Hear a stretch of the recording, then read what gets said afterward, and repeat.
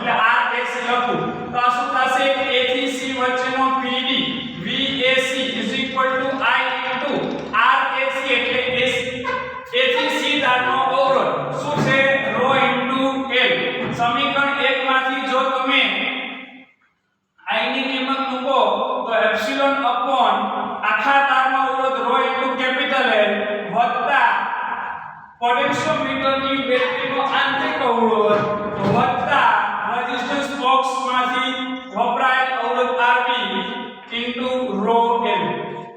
આ ρ ને અહીંયા લખી દઉં તો તમે કૌંસની અંદરના બધા પદ જુઓ તો એ બધા પદ કેવા છે? અચળ પદો છે. કેવા છે? અચળ. જો તમે C બિંદુનું સ્થાન બદલો, આ પોટેન્શિયોમીટર તાર પર C બિંદુનું સ્થાન કે અહીંયા નહીં, મારે C બિંદુ અહીંયા લેવું છે, અહીંયા નહીં અહીંયા લેવું છે, એટલે C બિંદુનું સ્થાન બદલો એટલે શું બદલે? A અને C વચ્ચેનું અંતર સ્મોલ l બદલે.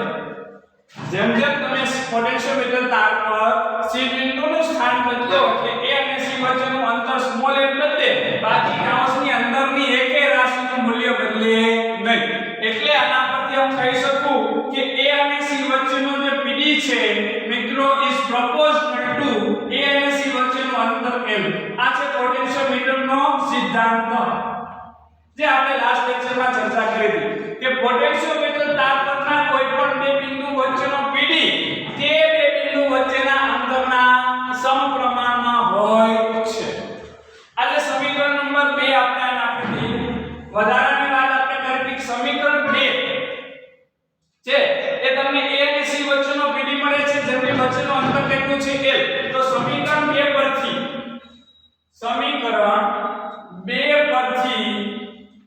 શું થશે? VAC upon L is equal to epsilon ρ upon ρ L plus R plus RB.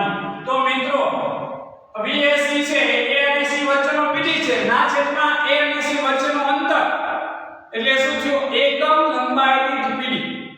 હું તમને એમ કહું કે તારના 5 મીટર કેટલા 5 મીટર અંતરે રહેલા બે બિંદુઓ વચ્ચેનો PD, બે બિંદુઓ વચ્ચેનો PD 50 વોલ્ટ છે. કેટલો છે? 50 વોલ્ટ છે. સમાન આડછેદ વાળો તાર છે. કેવો છે? સમાન આડછેદ વાળો. જો આવું આ ક્યાંક તાર પતલો ક્યાંક જાડો, પતલો જાડો નથી, સમાન આડછેદ વાળો તાર છે. એમાંથી એક સમાન પ્રવાહ I વહે છે. એ તારમાંથી એક સરખો પ્રવાહ I વહે છે. એટલે આ તારમાં બે છેડા તમને x અને y કહો તો x અને y વચ્ચેનો PD શું થાય મિત્રો? તો કે I ઇન્ટુ આ તારનો અવરોધ R થાય કે ના થાય? કે ના. એટલે મેં તમને કીધું ધારો કે 5 મીટર અંતર આ તારની લંબાઈ ધારો 5 મીટર છે, એટલે 5 મીટર અંતરે રહેલા બે બિંદુઓ છે તાર પરના, એની વચ્ચેનો PD કેટલો છે? 50 વોલ્ટ. તો એકમ લંબાઈ દીઠ PD શું થાય? એકમ લંબાઈ દીઠ એટલે 1 મીટર દીઠ PD 50 વોલ્ટ છે. કેટલા મીટર દીઠ છે? 5 મીટર દીઠ. તો એકમ લંબાઈ દીઠ PD, તો કે PD ના છેદમાં તારની લંબાઈ એટલે 50 વોલ્ટ ના છેદમાં 5 મીટર એટલે શું થશે? 10 વોલ્ટ પ્રતિ મીટર થાય કે ના થાય? 10 વોલ્ટ પ્રતિ મીટર. એટલે કે એકમ લંબાઈ દીઠ PD મિત્રો શું? એકમ લંબાઈ દીઠ PD. તો A અને C વચ્ચેનો PD ના છેદમાં A અને C વચ્ચેનું અંતર એટલે આ તો શું મિત્રો? એકમ લંબાઈ દીઠ PD. આ જે ડાબી બાજુ છે શું થયું? એકમ લંબાઈ દીઠ PD. એકમ લંબાઈ દીઠ પોટેન્શિયલ ડિફરન્સ. તો એને કહેવામાં આવે છે વિદ્યુત સ્થિતિમાન પ્રચલન સિગ્મા. પોટેન્શિયોમીટર તાર પર મળતા એકમ લંબાઈ દીઠ PD ને પોટેન્શિયોમીટર તાર પર એકમ લંબાઈ દીઠ મળતા PD ને વિદ્યુત સ્થિતિમાન પ્રચલન કહે છે. તો વિદ્યુત સ્થિતિમાન પ્રચલન એટલે PD ના છેદમાં લંબાઈ. જે બે બિંદુ વચ્ચેનો PD છે એ બે બિંદુ વચ્ચેનો PD ના છેદમાં બે બિંદુ વચ્ચેનું અંતર આ શું થશે? તો કે epsilon ρ upon ρ L plus R plus RB. Epsilon પોટેન્શિયોમીટરની બેટરીનું EMF છે, ρ છે મિત્રો અહીંયા અવરોધકતા નથી, પોટેન્શિયોમીટર તારનો એકમ લંબાઈ દીઠ અવરોધ છે, ρ એટલે કે આખા તારનો કુલ અવરોધ થયો, R એટલે પોટેન્શિયોમીટરની બેટરીનો આંતરિક અવરોધ થયો અને RB છે એ રેઝિસ્ટન્સ બોક્સમાંથી લીધેલ અવરોધ છે. તો આ પોટેન્શિયલ વિદ્યુત સ્થિતિમાન પ્રચલન વોલ્ટ પર મીટર. તો મિત્રો જો મને વિદ્યુત સ્થિતિમાન પ્રચલન ખબર હોય કે વિદ્યુત સ્થિતિમાન પ્રચલનનું મૂલ્ય ફોર એક્ઝામ્પલ હું તમને એમ કહું કે ભાઈ 5 વોલ્ટ પ્રતિ મીટર છે વિદ્યુત સ્થિતિમાન પ્રચલનનું મૂલ્ય કેટલું છે 5 વોલ્ટ પ્રતિ મીટર છે તો મિત્રો હું તમને એમ કહું કે આ પોટેન્શિયોમીટર તાર પર 3 મીટર અંતરે રહેલા બે બિંદુ વચ્ચેનો પીડી શું હશે તો તમે આન્સર આપી શકશો 15 વોલ્ટ કારણ કે પર મીટર કેટલો ડિફરન્સ છે 5 વોલ્ટ તો 3 મીટર એટલે વોટ પીડી કેટલો થશે 15 વોલ્ટ કહી શકો કે ના કહી શકો હા કે ના તો હું બીજી વાત કે આ જે એકમ લંબાઈની પીડી એટલે કે વિદ્યુત સ્થિતિમાન પ્રચલન છે એનું મૂલ્ય તમે આ રેઝિસ્ટન્સ બોક્સનું મૂલ્ય બદલી શકો છો જેવો તમે રેઝિસ્ટન્સ બોક્સમાંનો અવરોધ બદલશો કારણ કે એપ્સિલોન અને આર તમે નથી બદલી શકવાના રેઝિસ્ટન્સ બોક્સમાંનો અવરોધ બદલશો એટલે આ તારમાંથી વહેતો પ્રવાહ I બદલાશે અને I બદલાશે એટલે એ બે છેડા વચ્ચેનો A અને B વચ્ચેનો PD બદલાઈ જશે કે PD બદલાશે એટલે સિગ્મા બદલાઈ જશે વેવનું મૂલ્ય બદલાય એટલે સિગ્મા બદલાય અહીંથી સિમ્પલ જોઈ શકો છો આ સમીકરણમાં જેવો RB બદલશો એટલે સિગ્મા બદલશે એક વિદ્યુત સ્થિતિમાન પ્રચલનનું મૂલ્ય બદલશે એટલે RB ની મદદથી તમે યોગ્ય વિદ્યુત સ્થિતિમાન પ્રચલનનું મૂલ્ય છે એ સેટ કરી શકો છો ખ્યાલ આવ્યો આ ચર્ચા આપણે લાસ્ટ લેક્ચરમાં કરેલી જ છે તો ફરીથી થોડી ચર્ચા કરી દીધી હવે આજે આપણે વાત કરશું આ પોટેન્શિયોમીટરની મદદથી બે વિદ્યુત કોષોના EMF ની સરખામણી કેવી રીતે કરી શકાય પોટેન્શિયોમીટરની મદદથી બે વિદ્યુત કોષોના EMF ની સરખામણી કેવી રીતે કરી શકાય એના વિશે મિત્રો હવે આપણે વાત કરવાના છીએ તો મિત્રો આપણી પાસે બે વિદ્યુત કોષો છે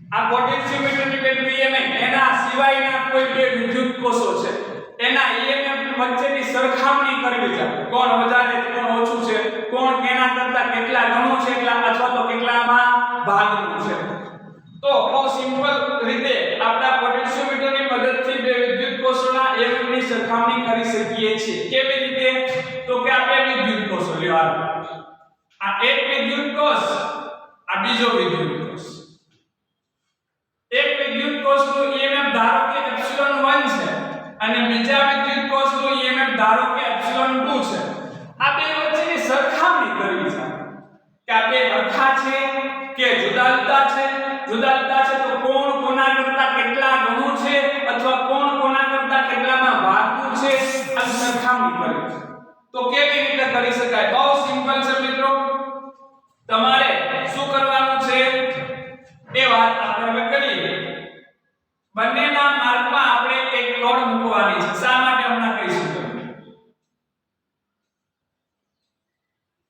એક કળને હું K1 કહી દઉં બીજી કળને હું K2 કહી દઉં મિત્રો હવે તમારે આ બંને કોષ છે જે બે વિદ્યુત કોષોની સરખામણી કરવાની છે એના ધન ધ્રુવને A સાથે જોડવાનો છે કયા ધ્રુવને ધન ધ્રુવને પોટેન્શિયોમીટર તારના A છેડા સાથે જોડવાનો છે કેમ ધન ધ્રુવ છે તો કે જો A છેડો પોટેન્શિયોમીટરની બેટરીના ધન ધ્રુવ સાથે જોડેલો છે એટલે A છેડો ધન સ્થિતિ માને છે B છેડો ઋણ સ્થિતિ માને છે તો તમે અહીંયા જે વિદ્યુત કોષ બે વિદ્યુત કોષોના EMF ની સરખામણી કરવાની છે એના તમારે ધન ધ્રુવને A સાથે જોડવાનો છે શા માટે હમણાં ફરીથી વધારે આગળ કહીશ અને એવી રીતે બીજા વિદ્યુત કોષના ધન ધ્રુવને પણ તમારે પોટેન્શિયોમીટર તારના A છેડા સાથે જોડવાનો છે રાઈટ ત્યારબાદ આ બંને ધ્રુવોના બંને કોષોના ધ્રુવને આપણે કોમન કનેક્શન કરી આ બંને જોડી અને એક છેડો છે આપણે ગેલ્વેનોમીટર સાથે જોડવાનો છે ક્યાં જોડવાનો છે ગેલ્વેનોમીટર સાથે ત્યારબાદ ગેલ્વેનોમીટરનો જે બીજો છેડો વધશે એને આપણે જોકી સાથે જોડવાનો છે કોની સાથે જોકી તો ખ્યાલ છે બધાને એક સળિયા ટાઈપનું કનેક્શન છે એક સળિયો જ છે સમજી લો ધાતુનો સળિયો કે જેને તમે આ પોટેન્શિયોમીટર તાર પર આ રીતે સરકાવી શકો છો શું કરી શકો છો એક જગ્યાએ એક છેડાથી બીજા છેડા સુધી તમે એને સરકાવી શકો છો બસ મિત્રો સર્કિટ બની ગઈ છે આપણી સર્કિટ બની ગઈ છે આ બે વિદ્યુત કોષોના EMF ની સરખામણી કરવાની છે કેવી રીતે તો કે સૌપ્રથમ કોઈ એક વિદ્યુત કોષને સર્કિટમાં જોડવાનો છે મિત્રો અત્યારે આ સ્વિચ ખુલ્લી છે તમે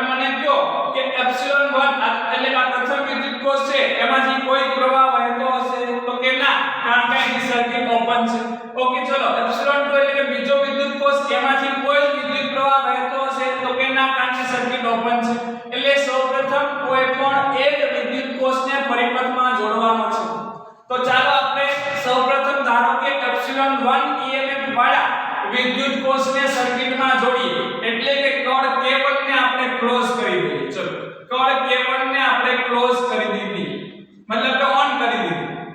કળ K1 ને આપણે ઓન કરી, કળ K1 ને ઓન કરશું તો જો જઈ એપ્સિલોન 1 EMF વાળા વિદ્યુત કોષમાંથી હવે કાઈ પ્રવાહ વહેશે તો કે ના, હજી નહીં વહે.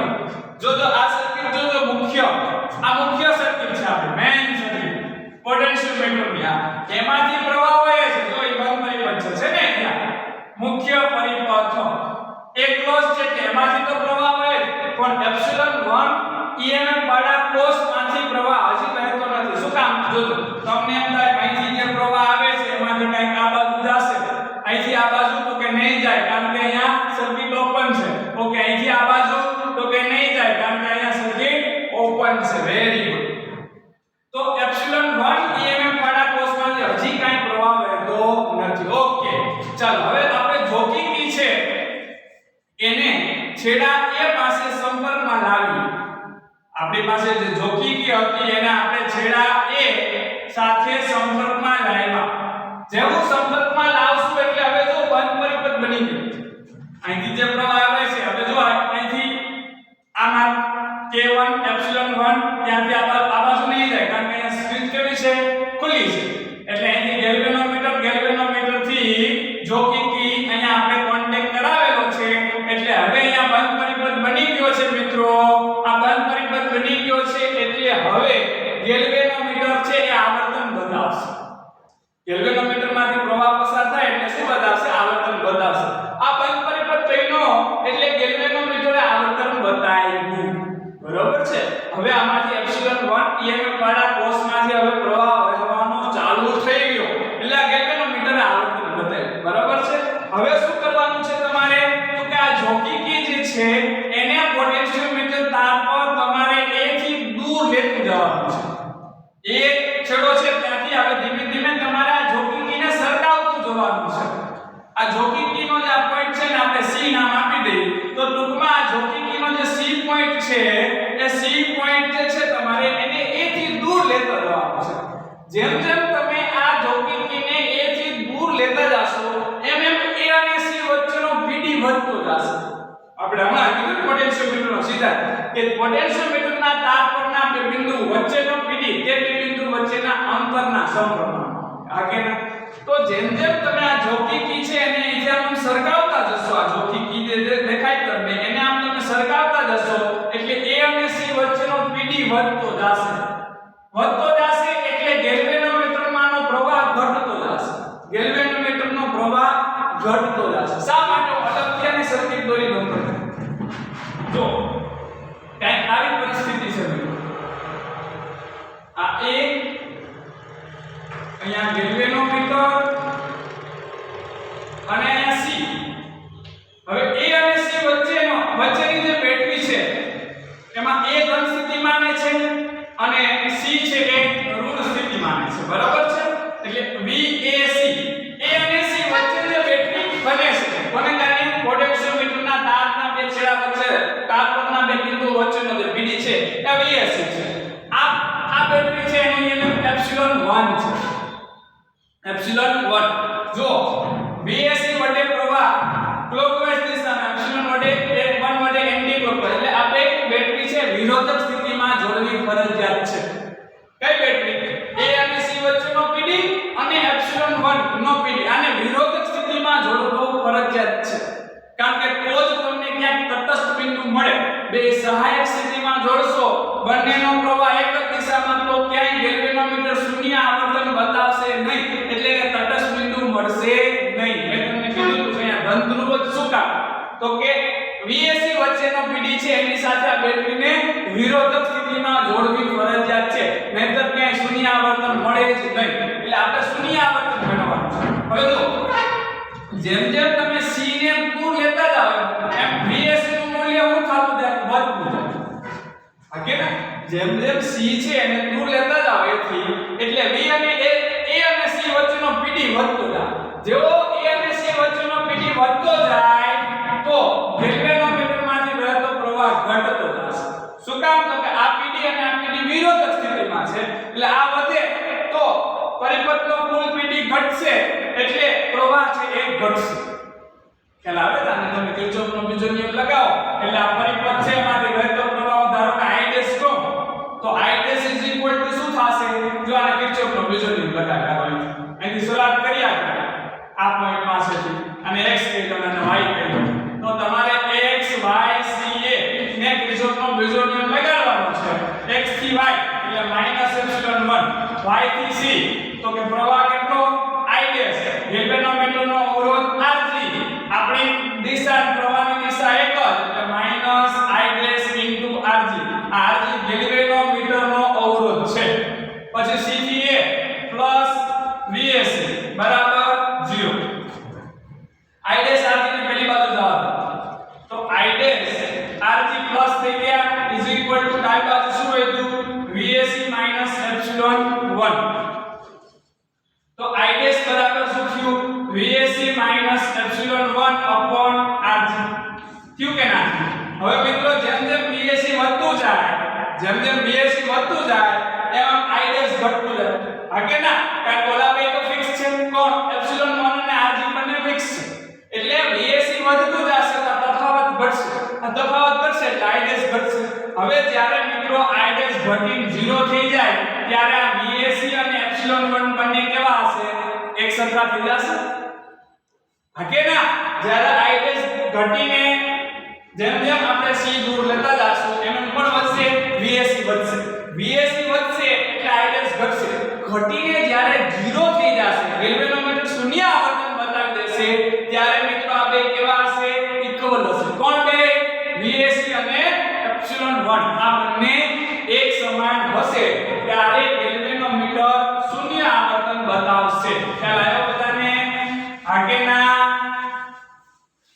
તો હવે શું કરવાનું છે મિત્રો તો કે આ c છે જોગીકી એના તાર પર ખસેડતું જવાનું છે ક્યાં સુધી ખસેડવાનું છે તો કે જ્યાં સુધી ગેલ્વેનોમીટર શૂન્ય આવર્તન ન બતાવે ત્યાં સુધી એટલે ધારો કે તમે આ જોગીકીને ખસેડતા આ રીતે આમ ખસેડતા અહીંયા પૂગ્યા ત્યારે ગેલ્વેનોમીટરે શૂન્ય આવર્તન બતાવી દીધું ધારો અહીંયા ગેલ્વેનોમીટરે શૂન્ય આવર્તન બતાવ્યું ધારો બરાબર છે હવે ગેલ્વેનોમીટરનું શૂન્ય આવર્તન થયું એટલે એનો મતલબ કે a અને c વચ્ચેનો pd છે એ કોના બરાબર થઈ ગયો ε1 બરાબર હમણાં આખી પ્રોસેસ તે તમને સમજાય બરાબર છે તો ગેલ્વેનોમીટર છે અહીંયા આ બિંદુ પાસે શૂન્ય આવર્તન બતાવે છે તો આ બિંદુને તટસ્થ બિંદુ કહેવાય કઈ બિંદુ તટસ્થ બિંદુ નલ પોઈન્ટ કે જે બિંદુ પાસે ગેલ્વેનોમીટર શૂન્ય આવર્તન બતાવે છે તો તમારે હવે સિમ્પલ શું કરવાનું છે તો કે a થી c વચ્ચેનું અંતર માપી લેવાનું છે a થી c તારની લંબાઈ તો ધારો કે ac તારની લંબાઈ l1 છે a થી c તારની લંબાઈ ધારો કે l1 છે હવે c પાસે ગેલ્વેનોમીટર શું બતાવે મિત્રો શૂન્ય આવર્તન તો મેં હમણાં તમને આખી પ્રોસેસ સમજાવી કે c પાસે ગેલ્વેનોમીટર શૂન્ય આવર્તન બતાવતું હોય તો Vac બરાબર શું થશે ε1 હવે મિત્રો a અને c વચ્ચેની લંબાઈ કેટલી છે l1 તો આપણે અગાઉ જોયું હતું કે l1 બે વચ્ચેનું અંતર l1 હોય તો બે વચ્ચેનો pd શું થાય કયા બે વચ્ચેનો pd a અને c વચ્ચેનો pd શું થાય તો કે સિગ્મા ગુણ્યા l1 હા કે ના જ્યાં સિગ્મા શું છે જ્યાં સિગ્મા એકમ લંબાઈ દીઠ pd કયા તાર માટે પોટેન્શિયોમીટર તારનો એકમ લંબાઈ દીઠ pd એટલે વિદ્યુતસ્થિતિમાન પ્રચલન છે જેનું મૂલ્ય તો કે epsilon rho upon rho l plus r rd છે બરાબર છે આ તટસ્થ બિંદુ કયા કોષ માટે શોધ્યું પ્રથમ કોષ માટે હવે સેમ પ્રોસીજર બીજા કોષ માટે કરવાની છે સેમ પ્રોસીજર પાછું તટસ્થ બિંદુ ફાઇન્ડ કરવાનું છે કોના માટે બીજા કોષ માટે તો બીજા કોષ માટે જ્યારે આપણે તટસ્થ બિંદુ ફાઇન્ડ કરશું ત્યારે k1 ને ફરીથી શું કરશું ઓપન કરી દેશું ખુલ્લી કરી નાખશું k1 ને ખુલ્લી કરશું આ જોકીની પાછી આપણે તાર પરથી લઈ લીધી છે, K1 ને ખુલ્લી કરી દીધી છે. હવે તમારે K2 ને જોડવાની છે. K2 છે એને તમારે ઓન કરવાની છે. જેવી તમે K2 ઓન કરશો એટલે હવે પરિપથમાં કોણ જોડાણું મિત્રો? બીજો વિદ્યુત કોષ. K2 ને ઓન કરીએ એટલે હવે પરિપથમાં કોણ જોડાણું? બીજો વિદ્યુત કોષ. ફરીથી સેમ પ્રોસીજર. જોકીની છે એને તમારે એ છેડા પાસે ક્યાંથી? પોટેન્શિયોમીટર તાર પરના એ છેડાથી આમ સરકાવતું જવાનું છે. એવું બિંદુ શોધવાનું છે કે જ્યાં ગેલ્વેનોમીટર શૂન્ય આવર્તન બતાવે. અત્યારે શૂન્ય જ હશે ભાઈ. શું કામ? તો જોકીની તાર સાથે સંપર્કમાં છે જ નહીં એટલે સંપર્કમાં ના હોય ત્યારે શૂન્ય આવર્તન એમ નહીં, સંપર્કમાં રાખીને શૂન્ય આવર્તન વાળું બિંદુ શોધવાનું છે. તો આ જોકીની છે એને આપણે ફરીથી એ પાસેથી શરૂઆત કરી અને આપણે એને આ પોટેન્શિયોમીટર તાર પર આ રીતે આમ સરકાવતા જશું. એટલે ગેલ્વેનોમીટર અત્યારે કઈક આવર્તન બતાવે છે મિત્રો. હવે એ આવર્તનની અંદર તમે દૂર જશો એમ ઘટતું જશે. એવું બિંદુ શોધવાનું છે જ્યાં શૂન્ય આવર્તન થાય. તો ધારો કે અહીંયા શૂન્ય થઈ ગયું. આ બિંદુને આપણે સીડેસ કહી દઈએ.